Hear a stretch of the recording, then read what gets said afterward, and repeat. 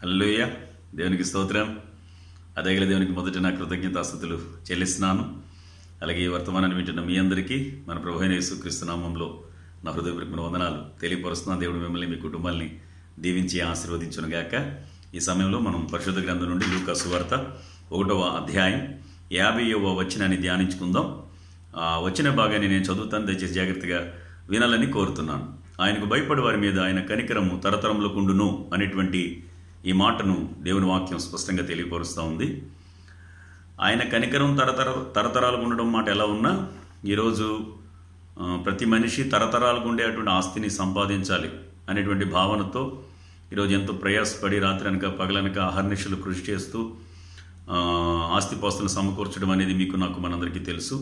అంటే వాళ్ళ ఉద్దేశం, వాళ్ళ యొక్క ఆలోచన ఏంటి అంటే కనుక తమ తర్వాత తమ తరాలన్నీ కూడా సుఖంగా జీవించాలి, వాళ్ళకి ఏ కష్టాలు ఉండకూడదు, వాళ్ళకు కష్టపడాల్సిన అవసరం లేకుండా మనం సంపాదిస్తే వాళ్ళు సంతోషంగా బ్రతుకుతారు అనేటువంటి భావనతో ఈరోజు ముందున్న తరాలు తర్వాత ఉండే తరాల కోసం ప్రయాసపడి ఆస్తిపాస్తులు సంపాదిస్తున్నారు. కానీ ఇది దేవుని పిల్లలు అంటే యేసుక్రీస్తు ప్రభుని ఎరిగి విశ్వాసులుగా నడుస్తున్నటువంటి వారు కూడా ఇదే మార్గంలో ఉండడం అనేది ఏమాత్రం కూడా కరెక్ట్ కాదు. ఎందుకంటే మనకు వాక్యం చెప్పిన సత్యం ఏది అంటే కనుక మనం తరతరాలకి ఆయన కనికరాన్ని సంపాదించాలి.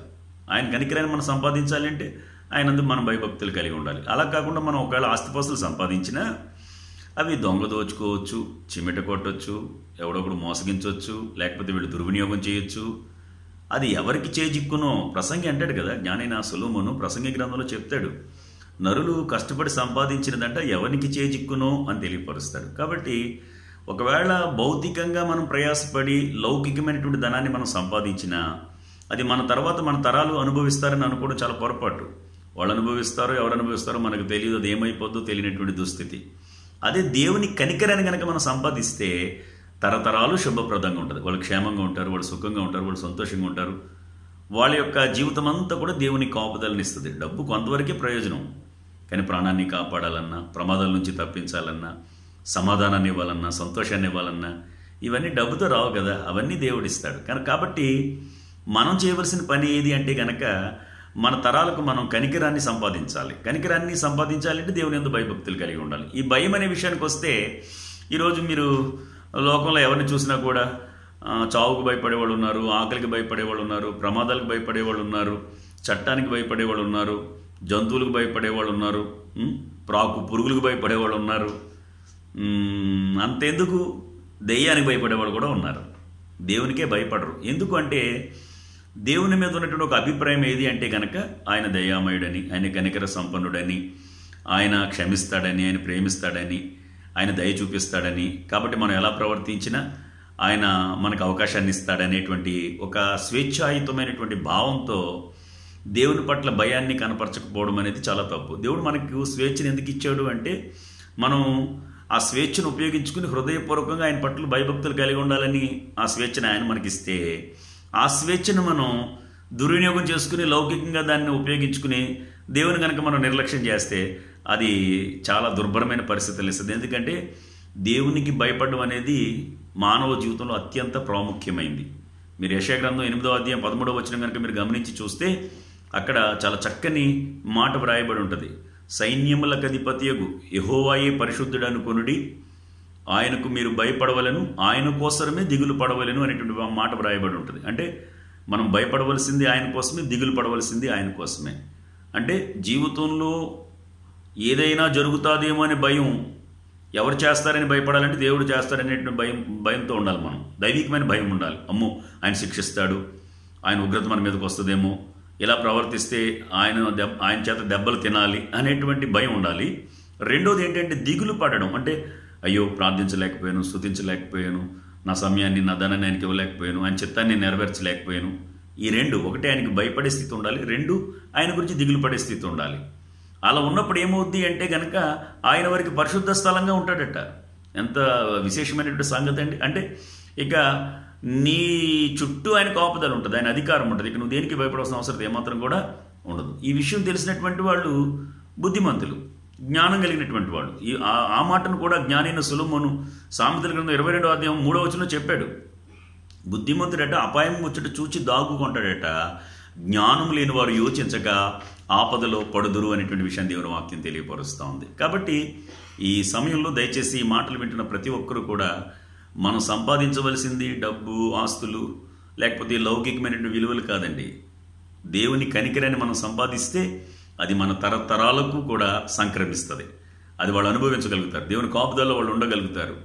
తరం వెంబడి తరం, తరం వెంబడి తరం శుభప్రదంగా ఉండగలగాలి అంటే మనం దేవుని యందు భయభక్తులు చూపించాలి. కానీ ఈరోజు మనం భయభక్తులు చూపించలేకపోతున్నాం. ప్రతి అల్పమైన విషయానికి మనం భయపడుతున్నాం. లోకంలో రోగానికి భయపడుతున్నాం ఈరోజు, మనం చావుకు భయపడుతున్నాం, మనం ఈరోజు శత్రువుకు భయపడుతున్నాం, మనం ఈరోజు లౌకికమైన విషయాలన్నిటికీ మనం భయపడుతున్నాం.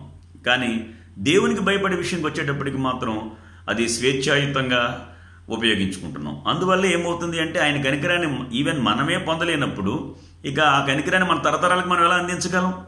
బైబిల్ పరిశీలిస్తే ఆదికాండం 22వ అధ్యాయం 12వ వచనంలో అబ్రహాం చేసినటువంటి ఒక విశేషమైన పని కనబడుద్ది. ఇది మీకు నాకు మనందరికీ తెలుసు.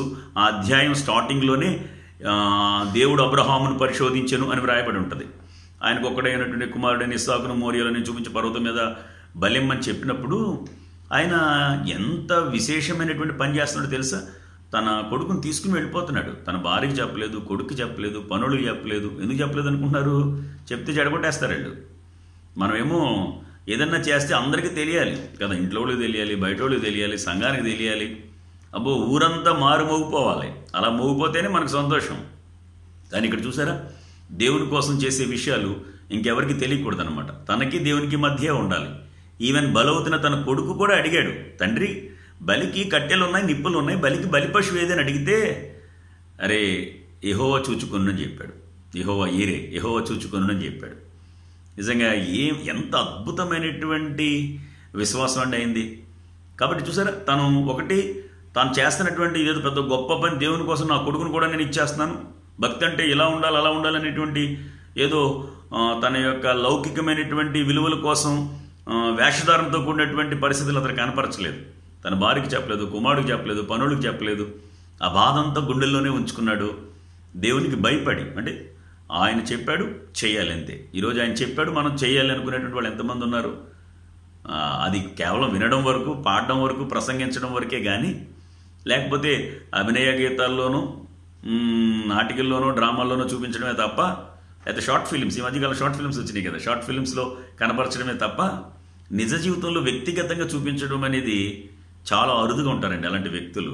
నిజంగా అబ్రహాంను మనం గమనించి చూస్తే ఈయన తన యొక్క భక్తిని ఏ విధంగా చూపిస్తున్నాడో చూడండి. దేవుడి పట్ల ఆయనకి ఎంత భయం ఉందో. నిజానికి బిడ్డను తీసుకెళ్ళి బలిస్తే భార్య ఊరుకుంటుంది. భార్యకి భయపడేవాడైతే కనుక ఖచ్చితంగా దేవుని మాటను దగ్గరించి ఉండేవాడు. అంటే తన భార్యకు చెప్పాల్సిన అవసరం లేదు, తన కొడుకు చెప్పాల్సిన అవసరం లేదు, తన పనులకు చెప్పాల్సిన అవసరం లేదు. ఈవెన్ తన మనసు కూడా తను బదులిచ్చుకోలేదు. ఆల్రెడీ మనసు ఒక పక్కన వేధిస్తూనే ఉంటుంది. మన జీవితాల్లో ఈరోజు భక్తి మనం ఎందుకు చేయలేకపోతాం అనుకుంటున్నారు? మన మనసు మనల్ని వేధిస్తూనే ఉంటుంది. అందుకే ఈవెన్ తన మనసుకు కూడా చెప్పుకునే పరిస్థితిలో లేడు పూర్తిగా. అందుకే జ్ఞానైన సొలొమోను చక్కని మాట చెప్పాడండి సామెతల గ్రంథంలో, తన మనసును నమ్ముకునేవాడు బుద్ధిహీనుడు. నిజంగా తన మనసు మీద ఆధారపడితే అబ్రహాం ఇస్సాకును బలి ఇవ్వడానికి తీసుకురాడు. 100% తన కుమారుడిని తప్పించడానికే ప్రయత్నిస్తాడు. ఆ విషయాన్ని అందరికీ చెప్తే చూసారా, భార్య తప్పించును, కొడుకు పారిపోను, సమాజం ఒప్పుకోకపోను. ఈరోజు మీరు కూడా దేవుని కోసం ఎన్నో విలువలు, ఎన్నో కార్యాలు చేయాలి. కానీ అవి ఇతరులకు తెలియడం వల్ల మిమ్మల్ని ఆపేసినటువంటి వాళ్ళు. ఈవెన్ బాప్తిసం తీసుకుందామని అనుకుంటే చూసారు ఎంతమంది ఆపేస్తారు. నీకు ఇంకా చాలా వయసు ఉంది, అప్పుడే బాప్తిసం ఏంటి, అప్పుడే కాదు. ఎవరో దారిపోలు చెప్పినా కూడా ఆ మాట వినేస్తాం మనం. దేవుని మాట కంటే ఆ మాటకి ఎక్కువ ప్రాధాన్యత ఇస్తాం మనం. కాబట్టి అబ్రహాం ఆయన అలవర్చుకున్నటువంటి భక్తి ఎంత విశేషమైంది అంటే, ఆయన చేసినటువంటి విధానాన్ని మనం అనుసరించడం చాలా ప్రాముఖ్యం. తన భార్యకి చెప్పకుండా, కొడుకు చెప్పకుండా, పనులకు చెప్పకుండా, ఈవెన్ తన మనసుకు కూడా తను బదిలించుకోవాల్సిన అవసరం లేకుండా పూర్తిగా దేవునికి భయపడి తీసుకొచ్చేసాడు. అందుకే అక్కడ వచ్చిన భాగం మీకు 12వ వచనాన్ని నేను జ్ఞాపకం చేశాను. 22వ అధ్యాయం 12వ వచనంలో దేవుడు అంటున్నాడు, ఇందువలన నువ్వు దేవునికి భయపడువాడవని నాకు తెలిసి ఉన్నది. కాబట్టి ఏమన్నా తెలుసా, ఈ కార్యం నువ్వు చేసేది గనక ఆకాశమందుల నక్షత్రముల వలె, సముద్ర తీరమందుల ఇసుక రేణువుల వలె నీ సంతానాన్ని విస్తరింపజేస్తున్నానని చెప్పి దేవుడు ఆశీర్వదించాడు ఆయన్ని. నిజంగా ఆశీర్వాదాలు తేరగా రావండి, ఊరికే రావు. ఏంటో గిమ్మిక్లు ఎక్కువైపోయిన ఈరోజు ఆశీర్వాదాలకి. అలా కుదరదు. ఖచ్చితంగా యోగ్యమైనటువంటి శ్రేష్టమైన భక్తిని చేసేది సంపాదించుకోవాలి తప్ప అదేదో జిమ్మిక్కులతోనూ గిమ్మిక్కులతోనూ మాయలు మంత్రాలతో చేసేది కాదండోయ్. జాగ్రత్త సుమి. ఈ మధ్యకాలంలో భక్తికి ఎక్కువ శాతం చాలామంది ఇటువంటి వాటికే ప్రాధాన్యత ఇస్తున్నారు. అది ఎట్టి పరిస్థితుల్లో జరిగే పని కాదు. దేవుడు కోరుకునేది ఏది అంటే కనుక నీతియుక్తమైనటువంటి భక్తిని మనం చేయగలగాలి. అది ఆయన సంతోషపెట్టాలి, అది ఆయన ఆనందపరచాలి, ఆయన హృదయానికి అది సంతోషాన్ని కలిగించాలి. తద్వారా ఆయన నుండి మనం కార్యాలు పొందుకునేలాగా అది ఉండాలి తప్ప ఏదేదో ఎవరెవరో ఏదో చేస్తారని అనుకుని ఎక్కడెక్కడికో పరుగులు పెట్టి లేనిపోని ప్రయాసాలు తెచ్చుకోవద్దు. చూసారా, ఆ రక్తస్రావం కలిగిన స్త్రీ చేసిన పని అదే. ఆమెట అనేక మంది వైద్యుల చేత తిప్పలు పడి ఎంతో ధనము వ్యయము చేసి అని ఉంటుంది. చూసారా, వైద్యులందరూ ఆమెను తిప్పలు పెట్టారు, డబ్బు చాలా ఖర్చు అయింది. యేసు ప్రభు దగ్గర ఒక్క పైసా కూడా ఖర్చు అవ్వకుండా బాగుపడింది, కానీ అక్కడ మాత్రం ఆవిడ ఏం ఖర్చు పెట్టలేదు. అంతే, లోకంలో ఎంతైనా ఏమైనా ఖర్చు పెడతాం, కానీ దేవుని దగ్గర మాత్రం ఖర్చు పెట్టాం కదా. నాకు చాలాసార్లు భాగం చదివినప్పుడు అదే ఆశ్చర్యంగా అనిపిస్తుంది. ఆమె అనేక మంది వైద్యుల చేత తిప్పలు పడింది. దాదాపు వాళ్ళ వల్ల ఆవిడకి 12 సంవత్సరాలు వేస్ట్ అయిపోయింది. గమనించండి. అంతేకాకుండా ఆమె బాధ ఇంకా ఎక్కువైపోయింది. దీనికి తోడు ఆమె ఎంతో ధనము వ్యయం చేసుకోవాల్సిన పరిస్థితి ఏర్పడింది. అదే యేసుప్రభు దగ్గరికి వచ్చి చాలా సులువుగా ఆమె స్వస్థత పొందినట్లుగా దేవుని వాక్యం తెలియపరుస్తుంది. వెంటనే కదా, అక్కడ రాయబడి వెంటనే ఆమె రక్తధార కట్టినని ఉంటుంది. కానీ ఆమె దేవుని విషయంలో మాత్రం ఏం చేసినట్టుగా కనబడలేదు. కనీసం స్తుతించే విషయం కానీ, పరిచర్య చేసే విషయం కానీ, లేకపోతే అతర బదులు కొట్టిన స్త్రీలాగా ఏదైనా మిక్కిలి వెలగల అచ్చజట మాంసం తీసుకొచ్చి దేవుని కనపరచడం కానీ ఇలాంటి ఏం చేయలేదు. ఎందుకు చేస్తారు? దేవుని ద్వారా అన్నీ ఉచితంగా మనకు కావాలి, కానీ దేవుని పట్ల మనం చేసే భక్తిలో యోగ్యమైనటువంటి విలువలు కనపరిచేటువంటి పరిస్థితి మనం ఏమాత్రం కూడా కలిగి ఉండం. అబ్రహామును దేవుడు ఆశీర్వదించాడు అంటే అదేం తేలికైన పని కాదండి. అబ్రహాం ఆశీర్వదింపబడ్డానికి ఆయన పడిన ప్రయాస సామాన్యమైనది కాదు. స్వదేశాన్ని విడిచాడు, స్వజనాన్ని విడిచాడు, వ్యాపారాన్ని వదులుకున్నాడు, ఎక్కడికి వెళ్ళమంటే అక్కడికి వెళ్ళాడు, ఎక్కడ ఉండమంటే అక్కడ ఉన్నాడు, ఏం చేయమంటే అది చేశాడు. ఫైనల్గా దేవుడు నీ కన్న కొడుకుని తీసుకొచ్చి బలిమ్మంటే అది సాధ్యపడే విషయం కాదండి. ఏ తల్లి ఏ తండ్రి చేయలేని పని ఇది. అవసరమైతే దేవుణ్ణి విడిచిపెట్టడానికైనా మనం సిద్ధపడతాం, కానీ బిడ్డను బలి ఇవ్వడానికి మాత్రం ఇష్టపడం. దేవుని యొక్క పరీక్ష ఎంత భయంకరమైనటువంటి స్థాయిలో వచ్చింది అంటే అలాంటి తీవ్రమైనటువంటి పరీక్షకు కూడా అతను నిలబడ్డాడు కాబట్టే, అంటే దేవునికి భయపడి దేవుని చిత్తాన్ని నెరవేర్చాడు కాబట్టే అతను తరతరాలు ఆశీర్వదింపబడ్డాయి. చూసారు, మీరు బైబిల్ గమనించి చూస్తే అబ్రహాం ఇస్సాకును కను, ఇస్సాకు యాకోబును కను, యాకోబు యోధాను అతని అన్నదమ్ములు కను, యోధా పెరెస్ ఇస్రామును కను, ఇస్రాం ఆరామును కను, ఆరాం అమినాదమును కను, అమినాదం నైషును కను, నైషును సల్మాన్ కను, సల్మాన్ బోయేదును కను, బోయేజు రూతును ఓబేదును కను, ఓబేద్ యషేను కను, యషే దావీదును కను. ఇంకెలా చెప్పుకుంటూ వెళ్ళిపోతే ఇంకా చాలామంది దావీదు, సొలొమోను కన్నాడు, సొలొమోను రెహబాం ఆశ, ఇంకెవన్నీ చెప్పుకుంటూ వెళ్ళిపోతే లాస్ట్ కేసు క్రీస్తు వరకు కూడా మనం గమనించి చూస్తే తరం వెంబడి తరం, తరం వెంబడి తరం. అంతెందుకు, కొంచెం కిందకి వెళ్తే చెప్తారు కదా, అబ్రహాము మొదలుకొని దావీదు వరకు 14 తరములు, దావీదు మొదలుకొని యూదులు బబులోనుకు కొనుపోబడిన కాలం వరకు 14 తరములు, యూదులు బబులోనుకు కొనుపోబడింది మొదలుకొని యేసుక్రీస్తు వరకు 14 తరములు. 3 14. చూసారా, ఇంత గొప్ప విలువలు వాళ్ళు, దైవికమైనటువంటి విలువలు వాళ్ళు పొందగలిగారు. దైవాశీర్వాదాలు దేవుని యొక్క కాపుదల వరకు ఉంది అంటే దానికి గల కారణం అబ్రహాము దేవునికి భయపడినటువంటి వాడు. అది తను చెప్పుకోలేదు, గొప్పగా నేను దేవునికి భయపడేవాడు అని తను చెప్పుకోలేదు, సొంత డప్పు. గమనించండి, దేవుడే చెప్పాడు, దీనివల్ల నువ్వు దేవునికి భయపడేవాడవని నాకు తెలిసి ఉన్నది. చూసారా, దేవునికి భయపడి తన బిడ్డను కూడా ఇచ్చేయడానికి సిద్ధపడ్డాడు, కానీ దేవుని మాటకు వ్యతిరేకంగా ఏ విధమైనటువంటి నిర్ణయం అతను తీసుకోలేదు. ఎవరి ఆలోచనల కోసం, సలహాల కోసం అతను ఆలోచించలేదు. దేవుడు చెప్పింది చెప్పినట్టు చేశాడు. దేవునికి భయపడేవాళ్ళు దేవుడు చెప్పింది చెప్పినట్టు చేస్తారు. దేవునికి భయపడినటువంటి వాళ్ళు, ఈ నటించేవాళ్ళు చెప్పింది చేస్తున్నట్లుగా నటిస్తారు, కానీ వాళ్ళు చాలామంది ఆలోచనలు తీసుకుంటారు, వాళ్ళ ఆలోచనలు తీసుకుంటారు, వాళ్ళ మనసు మీద ఆధారపడతారు, రకరకాలుగా చేసి చివరికి వాళ్ళకి నచ్చింది చేస్తారు. అందుకే భక్తి ఫలితాన్ని ఇవ్వకపోవడానికి గల కారణం, భక్తికి ప్రాముఖ్యమైనది ఆయనకి భయపడడం చాలా ప్రాముఖ్యం. దేవునికి భయపడేటువంటి వ్యక్తుల్ని, అంతెందుకు మనం చదువుకున్న మూలవాక్యం ఆయనకు భయపడే వారి మీద ఆయన కనికరం తరతరంలో అనేటువంటి మాటను మనం చదువుకున్నాం. ఆ మాట చెప్పింది ఎవరనుకుంటున్నారు? సాక్షాత్తు యేసయ్యకు జన్మనిచ్చినటువంటి మరియమ్మ చెప్పింది ఆ మాట. యేసు తల్లి అయిన మరియ చెప్పినటువంటి మాట. ఆ రోజుల్లో కన్యకలు అయిన స్త్రీలు ఎంతమంది ఉన్నారంటారు? ఎంతమంది నీతిమంతురాండ్రు ఉన్నారంటారు? గమనించండి, అంతమంది నీతిమంతులైనటువంటి కన్యకలు ఉన్నప్పటికీ కూడా దేవుడు మరియను ఎందుకు ఎన్నిక చేసుకున్నాడు అంటే, దేవునికి అంతగా భయపడే వ్యక్తి ఆ తరంలో మరియ కనబడింది కాబట్టే దేవుడు ఆమెను ఎన్నిక చేసుకున్నాడు. ఈ తరం వరకు కూడా ఆమె కొనియాడబడుతుంది. దేవునితో ఈక్వల్గా ఈరోజు ఆమె గణపరచబడేటువంటి స్థితిని సంపాదించుకోగలిగింది అంటే దానికి గల కారణం ఆమె దేవునికి భయపడింది.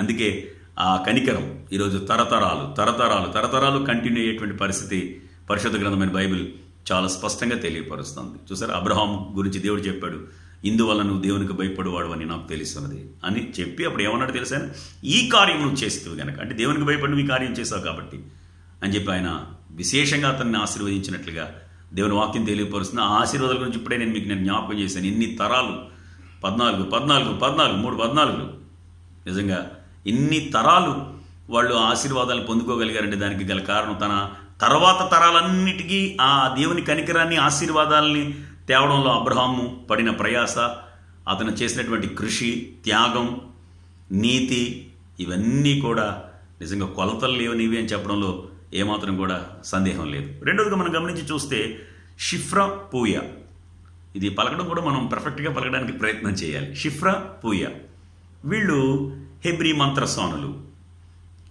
ఐగుప్తు దేశంలో ఇజ్రాయేలీలు 430 సంవత్సరాలు బానిసలుగా ఉన్నారన్న సంగతి మీకు నాకు మనందరికీ తెలుసు. ఇప్పుడు వాటన్నిటి గురించి నేను మాట్లాడడం లేదు, కానీ ఇక్కడ నేను చెప్పొచ్చే విషయం ఏది అంటే కనుక ఐగుప్తులకి ఒక భయం పట్టుకుంది. ఈరోజు కూడా దేవుని పిల్లలంటే చాలామందికి భయం పట్టుకుంది. ఏంటంటే వీళ్ళందరూ వ్యాపించేస్తారేమో, వీళ్ళందరూ మనల్ని ఏమన్నా చేసేస్తారేమో, వీళ్ళు దీన్ని ఆక్టిఫై చేసేసుకుంటారేమో. దేవుని పిల్లల వల్ల ఎవరికి ఏ విధమైన నష్టం ఉండదు. వాళ్ళ వల్ల ప్రశాంతత ఉంటుంది, నెమ్మది ఉంటుంది. ప్రతి వాళ్ళు కూడా దీవించబడతారు. దైవికమైన ఆశీర్వాదాలు వాళ్ళు ఉండడం వల్ల మిగతా వాళ్ళందరూ కూడా అనుభవించగలుగుతారు. వాళ్ళని బట్టి, తన పిల్లల్ని బట్టి దేవుడు అందరినీ కూడా ఆయన ఆశీర్వదిస్తాడు. అంతే తప్ప వాళ్ళ వల్ల ఎవరికి ఏ నష్టం ఉండదు.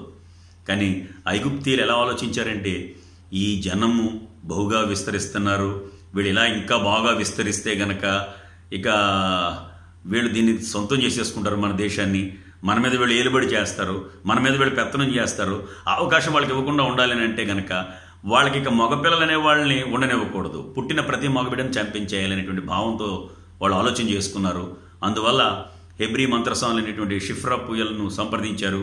మీరు కాన్పు పీటల మీద ఉండగానే మగబిడ్డ అయితే చంపేయమని చెప్పి, ఆడబిడ్డ అయితే బ్రతకనిమ్మని చెప్పారు. కానీ ఇది రాజాజ్ఞ. రాజాజ్ఞ అంటే ఎంత భయంకరమైన విషయం తెలుసా? ఆ ఆజ్ఞను గనక ధిక్కరిస్తే ఇమీడియట్గా వాళ్ళు చంపేస్తారు, నో డౌట్. కానీ ఇక్కడ మీరు గమనించి చూస్తే వాళ్ళు రాజాజ్ఞకు భయపడలేదు, దేవునికి భయపడ్డారు. వాళ్ళు దేవునికి భయపడినందున వాళ్ళు రాజు మాట వినకుండా హెబ్రీల యొక్క మగపిల్లల్ని వాళ్ళు బ్రతకనిచ్చారు. ఈ సంగతి రాజుకు తెలిసిపోయింది, వాళ్ళు బ్రతకించిన సంగతి తెలిసిపోయింది. ఎందుకు మీరు ఎలా చేస్తారని చెప్పి అడిగినప్పుడు వాళ్ళు చెప్పిన మాట ఏంటో తెలుసా? హెబ్రీలు చురుకైనటువంటి స్త్రీలు, వాళ్ళు మేము వెళ్ళేటప్పటికే వాళ్ళు కాన్పుల పీట మీద ఉండగానే ప్రసవించేస్తున్నారు, మేము వెళ్ళేటప్పటికి అన్నీ చక్కబెట్టేస్తున్నారు, కాబట్టి అది మాకు తెలియకుండానే జరిగిపోతుంది అనేటువంటి విషయాన్ని వాళ్ళు తెలియపరిచి తప్పించుకున్నారు. అందువల్లట దేవుడు వాళ్ళు దేవునికి భయపడినందున వాళ్ళకి మహావంశాభివృద్ధి కలుగజేసును అనేటువంటి వాళ్ళ యొక్క వంశం అంటే బహుగా విస్తరించిన చెప్పి దేవుని వాక్యం తెలియపరుస్తుంది. ఆ 1వ అధ్యాయం నిర్గమాకాండం 1వ అధ్యాయం మనం గమనించి చదివినట్లయితే కనుక 21వ వచనంలో స్పష్టంగా దేవుడు చెప్పేశాడు, వారు దేవునికి భయపడినందున దేవుడు వారికి వంశాభివృద్ధి కలుగజేసిందని చెప్తాడు. వారి వంశములు బహుగా ప్రబలే, అంటే విస్తరించాయి. అంత గొప్ప స్థితిగతులు వాళ్ళు పొందగలిగారు అంటే దానికి గల కారణం అంటే తమ తర్వాత తరాలకి వాళ్ళు దేవుని కనికరాన్ని తీసుకొచ్చారు వాళ్ళు. ఇది ప్రతి వ్యక్తి తెలుసుకోవాల్సినటువంటి నగ్న సత్యం. మనం ఒకవేళ పొలాలు కొన్నా, స్థలాలు కొన్నా, ఇల్లు కట్టినా, ఏం చేసినా వాళ్ళు ఏం చేస్తారో మనకు తెలియదు, వాళ్ళని ఎవరు ఏం చేస్తారో కూడా మనకు తెలియదు. కాబట్టి మనం వాళ్ళకి సంపాదించి పెట్టవలసింది ఏంటంటే కనుక దేవుని కాపుదల, దేవుని కనికరం, దేవుని కృప, దేవుని ఆశీర్వాదాలు మనం సంపాదించగలగాలి. అలా సంపాదించగలిగితే గనక, అందుకే కదా కీర్తనకారుడు అన్నాడు, నీతిమంతుని సంతానము భిక్షమెత్తుట గాని వారు విడువబడుట గాని నేనెన్నడూనూ చూడలేదు. నేను చిన్నవాడినై ఉన్నాను, ముసలివాడినై ఉన్నాను, నీతిమంతుని సంతానము భిక్షమెత్తుకొనుట గాని వారు విడువబడ్డు గాని నేను ఎన్నడూనూ చూడలేదు. గడిచిన దినాల్లో ఒక వర్తమానాన్ని మనం విన్నాం. ఎలీషా యొక్క శిష్యుడైనటువంటి ప్రవక్త చనిపోయాడు, అప్పులు చేసి చనిపోయాడు. అతని కొడుకుల్ని అప్పుల వాళ్ళు తీసుకెళ్ళిపోతున్నప్పుడు ఆమె ఎలీషా దగ్గరికి వచ్చి అడిగినప్పుడు ఎలీషా ఒక అద్భుతం చేయడం, తద్వారా ఆమె అప్పులు తీర్చేయడం మాత్రమే కాకుండా విస్తారమైన ఆస్తి కూడా ఆమెకు కలిగినట్లుగా వాక్య భాగం మనకు తెలియపరుస్తూ ఉంటుంది. చూసారా, ఆ తండ్రి అప్పులు చేశాడు, అఫ్కోర్స్ ఆస్తులు సంపాదించలేదు. ఆ ప్రవక్తల శిష్యులలో ఒకడు, ఎలీషా ప్రవక్తల శిష్యులలో ఒకడు. అతను అప్పులు చేశాడు కానీ ఆస్తులు సంపాదించలేదు. అంటే ఎలీషాతో సేవ చేస్తున్నటువంటి అతను గెహాజీలాగా ఎక్కడికో పరుగులు పెట్టి రాంగ్ రూట్లో డబ్బు సంపాదించుకుని పైకి వచ్చేయాలని అనుకోలేదు. అతను అతను అప్పులు చేస్తూ తన కుటుంబాన్ని పోషించుకుంటూ దేవుని సేవలో కొనసాగాడు అన్నమాట. అంటే నీతియుక్తమైనటువంటి భక్తిని, దేవునికి భయపడి భక్తి చేశాడు. అందువల్ల అతను చనిపోయిన తర్వాత ఏముందో తెలుసా? అతను చేసిన అప్పులు దేవుడే తీర్చాడు. అంతేకాదు అతని పిల్లలకి దేవుడే ఆస్తిని ఇచ్చాడు. చూసారు ఎంత అద్భుతమైనటువంటి విషయము. కాబట్టి ప్రియులారా, ఈరోజు చాలామంది గుర్తించినటువంటి విషయాన్ని పరిశుద్ధాత్మ దేవుడు ఈ సమయంలో మనకు స్పష్టంగా తెలియపరుస్తున్నాడు. దైవ భయం చాలా అవసరం అండి. దైవ భయం కనుక మనం కలిగి ఉంటే ఆ దేవుని యొక్క కనికరాన్ని మనం పొందుకుంటాం. మనం పొందుకోవడం మాత్రమే కాదు, అది తరం వెంబడి తరం, తరం వెంబడి తరం, తరం వెంబడి తరం, generation to generation, generation to generation. ఇందాక మనం జీనియాలజీ, యేసు ప్రభు యొక్క వంశావళిని మనం జ్ఞాపకం చేసుకున్నాం. చూసారా? Generation to generation, generation to generation, తరం వెంబడి తరం ఆశీర్వాదాలు కొనసాగినట్లుగా దేవుని వాక్యం తెలియపరుస్తోంది. ఇకపోతే సిలువలో దొంగ, లూకా సువార్త 23వ అధ్యాయం 39వ వచనం మొదలుకొని 43వ వచనం వరకు ఉన్న భాగాన్ని కనుక మనం గమనించి చూస్తే, ఆయనకు కుడి పక్కన ఒక దొంగను, ఎడం పక్కన ఒక దొంగను సిలువ వేసిన సంగతి మీకు నాకు మనందరికీ తెలుసు. అయితే ఒక దొంగ ఆయన్ను దూషించాడని, విమర్శించాడని, ఆయన మీద వాడు చెడ్డగా మాట్లాడాడు. నువ్వు నిజంగా క్రీస్తు అయితే నిన్ను నువ్వు రక్షించుకుని మమ్మల్ని రక్షించమని చెప్పి వాడు అడగడం జరిగింది. వాడు అలా మాట్లాడుతున్నప్పుడు దేవుడేం మాట్లాడలేదు. కానీ మరొక దొంగ అంటున్నాడు, నీవు దేవునికి భయపడవా? నువ్వు అదే శిక్షావిధిలో ఉన్నావు, దేవునికి భయపడవా? మనమైతే చేసిన తప్పుకు శిక్ష అనుభవిస్తున్నాం, ఆయన ఏ తప్పు చేయకుండా శిక్ష అనుభవిస్తున్నాడు రా. నిజంగా సిలువలో వాడు దేవుని చావుకు భయపడతలేదు ఆ దొంగ. యాక్చువల్గా దేవుణ్ణి దూషించి నిన్ను నువ్వు రక్షించుకుని మమ్మల్ని రక్షించమన్నవాడు చావుకు భయపడే మాటలు మాట్లాడాడు. అంటే చావు పేలాపన అన్నమాట. ఈరోజు చాలామందికి చావు పేలాపనతో కూడినటువంటి మాటలు మనం వింటూ ఉంటాం వాళ్ళ దగ్గర. గమనించండి, చావు పేలుతున్నాడు అతను, మీరు గమనించి చూస్తే. కానీ ఇక్కడ మీరు గమనించి చూస్తే వేరొక దొంగ అంటాడు, అరే నువ్వు దేవునికి భయపడవా? నువ్వు అదే శిక్షా విధిలో ఉన్నావు, మనం చేసిన తప్పులకు శిక్ష అనుభవిస్తున్నాం, ఆయన ఏ తప్పు చేయకుండా శిక్ష అనుభవిస్తున్నాడు అని చెప్పి ఆ సమయాన్ని వాడు ఎంత బాగా ఉపయోగించుకుంటున్నాడు. నీతో నీ రాజ్యంలోకి నన్ను తీసుకెళ్ళిపోమని అడగలేదు. చూసారా? ఒక కుష్ఠరోగి కూడా మీరు మార్కు 1:40 మీరు చూస్తే, ప్రభువా నీకు ఇష్టమైతే నన్ను శుద్ధినిగా చేయి. ఆర్డర్స్ జారీ చేయకండి దేవునికి. చాలామంది ఏంటో ఆర్డర్స్ జారీ చేస్తారు. ప్రార్థన చేసేటప్పుడు కూడా ఏంటో ఆర్డర్గా ప్రార్థన చేస్తూ ఉంటారు. ఆర్డర్గా మనం ప్రార్థన చేసే అవకాశం మనకు లేదండి. మనం ఆయన రిక్వెస్ట్గా వేడుకోవాలి, అభ్యర్థించాలి, వినయంగా మాట్లాడాలి. నా ప్రార్థన అంగీకరించమని కోరుకోవాలి. అంతేగాని అది చేసే, ఇది చేసే, నేను కమాండ్ చేస్తున్నాను, ఇలాంటి మాటలు వాడకండి దయచేసి. దేవుని దగ్గర మనం దీనంగా ఉండాలి. అందుకే చెప్పాడు కదా, ఆత్మ విషయమే దీనులైన వారు ధన్యులు అన్నాడు. దీన మనసైన వస్త్రాన్ని ధరించుకోమని చెప్పాడు. కాబట్టి దీనంగా మనం ప్రవర్తించాలి. కాబట్టి వీడు నీ రాజ్యంలోకి నన్ను తీసుకెళ్ళమని అడగలేదు తెలుసా మీకు? నీవు నీ రాజ్యంతో వచ్చినప్పుడు నన్ను జ్ఞాపకంలోకి తెచ్చుకోను రిక్వెస్ట్ చేస్తున్నాడు. ఆ కుష్ఠరోగి కూడా, ప్రభువా నీకు ఇష్టమైతే, మార్కు 1:40, నీకు ఇష్టమైతే నన్ను శుద్ధుడిగా చేయమన్నప్పుడు యేసు చేయి చాచి వాడిని ముట్టి, నాకు ఇష్టమే నువ్వు శుద్ధుడు కమ్మని చెప్పి అతన్ని బాగు చేసినట్లుగా దేవుని వాక్యం తెలియపడుతుంది. వెంటనే వాడు శుద్ధుడు ఆయన ఉంటుంది. వీడు వెంటనే చూడండి, నేడేను నాతో కూడా పరదైసులో ఉందో. వీడు ఎంత తెలివైనడో తెలుసా మీకు? లోకంలో దొంగగా ఉన్నప్పుడు అందరూ కష్టపడి సంపాదించుకున్నది దోచుకుని వాడు సుఖంగా బ్రతికేశాడు. ఈవెన్ వాడు నిత్యరాజ్యాన్ని కూడా దొంగిలించాడండి. మీరు ఆలోచించి చూస్తే ఎంత తెలివిగా దొంగిలించాడో చూడండి. వాడు దొంగే. నిజంగా లోకంలో ఉన్నప్పుడు బ్రతకడానికి వాడు దొంగతనాలు చేసి సులువుగా బ్రతికాడు. పరలోకం విషయంలో కూడా వాడు చాలా తెలివిగా దాన్ని చాలా సునాయాసంగా సంపాదించేసుకున్నాడు. వాడు నేడేను నాతో కూడా పరదైసులో ఉందో అని చెప్పాడు ఆయన. కాబట్టి అంటే ఇప్పుడు తను ఏం చేశాడు అనుకుంటున్నారు? తన ఆత్మను కాపాడుకున్నాడు. నెంబర్ 1, యేసుప్రభుని అంగీకరించి నరకానికి పోకుండా నిత్యత్వానికి వెళ్ళేటువంటి దారిని సుగమం చేసుకున్నాడు. రెండోది ఏం చేశాడు తెలుసా? ఇప్పుడు అతను చనిపోయినా కానీ అతని యొక్క తరతరాల మీద దేవుని కనికరం ఉంటుంది. వాడు ఎంత తెలివిగా సంపాదించాడో చూడండి. అంటే ఇప్పుడు తన భార్య, తన పిల్లలు, తన కుటుంబీకులు ఏం బాధపడాల్సిన అవసరం లేదు. వాళ్ళ తరతరాలు ఆ ఆశీర్వాదాలు కొనసాగేలాగా చేయగలిగినటువంటి తెలివైనటువంటి జ్ఞానయుక్తమైన భక్తిని వాడు చేశాడు. అంటే ఒక్క మాటలో చెప్పాలంటే దైవ భయం. వాడు దైవ భయాన్ని కనపరిచాడు. అలా వాడు అడుగుతున్నప్పుడైనా ఆ దూషించినోడు, ప్రభు నన్ను క్షమించు, తెలియక మాట్లాడాను, నన్ను కూడా జ్ఞాపకం చేసుకో ప్రభు అని అడిగాడవాడు. ఎందుకు అడుగుతాడు? మార్త చూడండి, రకరకాల మాటలు చెప్పింది. రాయి దొర్లించమన్నప్పుడు, రాయి దొర్లించమనే మాటకు ముందు ఆయన అన్నాడు, నీ సహోదరుడు మరలా లేస్తాడంటే అయితే లేపు ప్రభు అని అందా అని అనలేదు. మృతుల పునరుద్ధానం మందు లేచినని నాకు తెలియనంది. అంతేగాని లేపు ప్రభు అని చెప్పి అనలేదు. పోని ఆయన ఆ లాజర్ని బయటికి రప్పిద్దామని చెప్పి రాయి దొర్లించమంటే 4 రోజులు ఏంది వాసన వస్తుంది అంటుంది ఆవిడ. కొంతమంది అంతే, వాళ్ళు బాగుపడరు, బాగుపడే వాళ్ళని బాగుపడినెవరు. ఆవిడ చూసారా, ఆవిడ బాగు చేయమని అడుగుతలేదు లాజర్ని, అంటే బ్రతికించమని అడగట్లేదు. పోనీ దొర్లించేవాడు దొర్లిద్దాం అనుకుంటే 4 రోజులైంది వాసన వస్తుంది అనేటువంటి మాటను చెప్పి అభ్యంతరాన్ని కలిగిస్తుంది. కొంతమంది అంతే, వాళ్ళు చేయరు, చేసేవాళ్ళు చేయనివ్వరు. వాళ్ళు ఎవరు, ఇచ్చేవాళ్ళని ఎవరెవరు, వాళ్ళు రారు, వచ్చేవాళ్ళు రానివ్వరు. అది ఏమాత్రం కూడా కరెక్ట్ కాదు. చూసారా, వాడు ఆ దొంగతో దేవుడు నేడే నువ్వు నాతో కూడా పరదేశంలో ఉండు అని చెప్పినప్పుడు వెంటనే ప్రభు నన్ను క్షమించిన ఆయన, నేను తెలియక మాట్లాడాను, అజ్ఞానిని, నా పొరపాటును మన్నించి నాకు కూడా అవకాశం అని అడిగాడు. ఎందుకు అడుగుతాడు? అడగడు. వాడు ఏంటనుకున్నారు?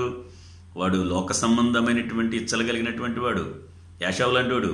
ఈ లోక సంబంధమైన ఇచ్చలు కలిగినటువంటి వాళ్ళకి ఎంత చెప్పినా దైవికమైన విలువలు వాళ్ళకి అర్థం కాదు. వాడిని అసలు వాళ్ళు కోరుకోరు, వాళ్ళకి అది అవసరం కూడా ఉండదు. కాబట్టి క్షణాల్లో వాడు దేవుని చేత సిఫార్సు పొందేశాడు. చూడండి, వాడికి అవకాశం ఉన్నా కూడా దాన్ని ఉపయోగించుకోకుండా దూషించిన దొంగ దాన్ని కోల్పోయాడు. కాబట్టి ఆ దైవ భయం ఎంత తెలివైన పని చేశాడంటే ఆ దొంగ, ఒకటి ఆయనతో పాటు పరదేశంలోకి వెళ్ళడం మాత్రమే కాదు, వాడు దైవికమైన కనికరాన్ని పొందడం చేత ఆ దైవ భయంతో వాడు కోరుకున్నట్టు ఆ విలువల్ని బట్టి దేవునికి భయపడి ఆయన దూషించొద్దని చెప్పి అవతల వాడిని గద్దించి ఆయన దగ్గర మనవి చేసుకుని ఆయన దగ్గర విధేయతతో దీనత్వంతో ప్రవర్తించడం వల్ల ఆ కనికరం ఇప్పుడు వాడి బిడ్డలకి, వాడి బిడ్డల బిడ్డలకి అలా తరతరాలు కొనసాగే ధన్యతను వాడు సంపాదించుకోవడానికి అది కారణం కాగలిగింది. చివరిగా లూకా సువార్త 18వ అధ్యాయం 13-14 వచనాలు మనం గమనించి చూస్తే అక్కడ సుంకరి చేస్తున్నటువంటి ప్రార్థన కనపడదు. దాని పైన పరిసైడ్ ఉంది, అది మనకు అవసరం లేదు. సుంకరి ఆకాశము వైపు కన్నులెత్తుటకైనను ధైర్యము చాలక, అంటే భయపడుతున్నాడు అతను. అంటే దేవుడు చూస్తున్నాడు అనేటువంటి ఫీలింగ్ ఎంతమందిలో ఉంటుంది? ఇది దేవుడు చూస్తున్నాడు అనే ఫీలింగ్ ఉంటే ఈరోజు నిజంగా ప్రతి వాళ్ళు కూడా చాలా జాగ్రత్తగా తమ జీవితాన్ని సరి అయినటువంటి రీతిలో నడిపించుకుంటారు. అందులో సందేహించవలసిన అవసరం ఉండదు. ఇక్కడ మీరు పరిసయుడికి ఇతనికి ఉన్న తేడా ఏంటి తెలుసా? పరిసయుడు దేవునికి భయపడే విధంగా మాట్లాడలేదు. అతను దేవుని దగ్గరే అతను గొప్పలు చెప్పుకుంటున్నాడు. అవన్నీ దేవునికి తెలుసు కదా, అతను ఏం చేస్తున్నాడో, ఏమి ఇస్తున్నాడో, ఎలా ప్రవర్తిస్తున్నాడో అన్నీ ఆయనకు తెలియదా? ఆయన చెప్పాడు కదా, నువ్వు ఆకాశంలోకి ఎక్కినను నేను అక్కడ ఉన్నాను, నువ్వు పాతాళంలో పరుండినను నేను అక్కడ ఉన్నాను, నువ్వు వేకు రెక్కలు కట్టుకుని సముద్ర దిగంతములకు వెళ్ళినను అక్కడ నా చేయి నిన్ను పట్టుకున్నాను అని చెప్పాడు. అంటే ఆయన సర్వాంతరయామి, ఆయన అన్ని చోట్ల ఉంటాడు.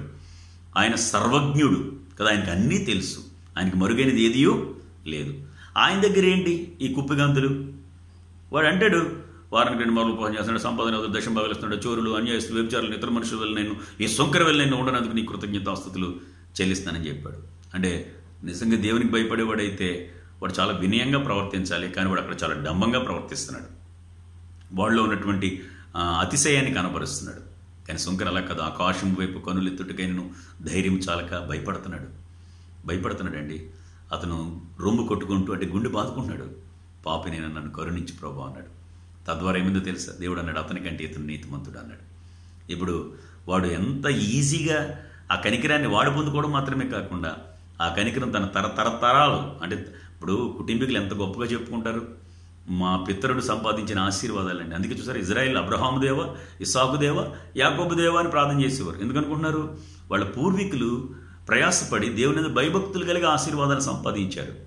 కాబట్టి ఇప్పుడు ఈ సుంకరి యొక్క తర్వాత తరాలన్నీ కూడా అతన్ని గణపరుస్తారు, అతనికి విలువనిస్తారు.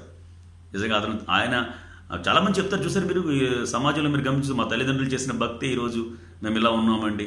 చాలాసార్లు ప్రతి వ్యక్తి జీవితంలో కూడా మీరు గమనించి చూస్తే వాళ్ళకు ముందున్నటువంటి వాళ్ళు నడిపించినటువంటి విధానాలు, అవి ఆత్మీయ తల్లిదండ్రులు అవ్వచ్చు, లేకపోతే తల్లిదండ్రులు అయి ఉండొచ్చు, ఎవరో ఒకరు వారిని భక్తిలో నడిపించబట్టి ఈరోజు మేము ఇలా ఉన్నాం. మన సాక్షుల్లో కంపల్సరీ వాళ్ళు ఉంటారు.